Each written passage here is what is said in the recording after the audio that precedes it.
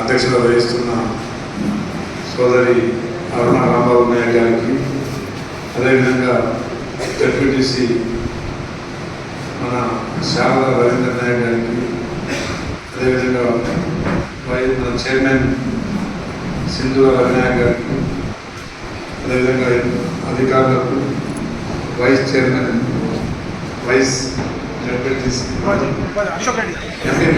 Vice MPP Ashok Reddy గారికి, అదేవిధంగా MPO గారికి, ఎంపీఓ గారికి, ఇక్కడికి చేసిన ఎంపీటీసీ సోదరులకు, అదేవిధంగా పాత్రికేయ సోదరులకు, వివిధ శాఖల్లో ఉన్న అధికారులకు అందరికీ పేరు మీద నమస్కారం తెలియజేస్తున్నాను.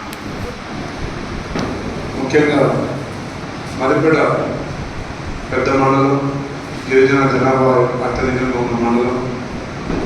వాస్తవంగా రిజర్వేషన్లో భాగంగా మరి ముగ్గురు మహిళా మండలకు రిజర్వేషన్ పరంగా మహిళలకు రావడం ఒకేసారి ముగ్గురికి జెడ్పీటీసీ, ఎంపీపీ, చైర్మన్.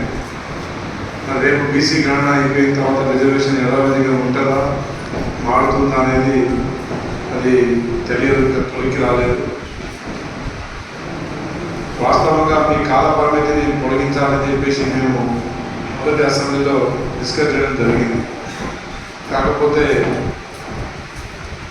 రాజకీయ కోణంలో కావచ్చు, అదేవిధంగా పరిస్థితులు, ఆర్థిక పరిస్థితులు, రాష్ట్ర ఆర్థిక పరిస్థితులు కావచ్చు, కొనసాగించడానికి కుదరలేదని చెప్పేసి కొంతమంది ఐఏఎస్ ఆఫీసర్ల సలహా సూచన మేరకు దాని మీద పెద్దగా ముఖ్యమంత్రి గారు ఆసక్తి చూపినా కానీ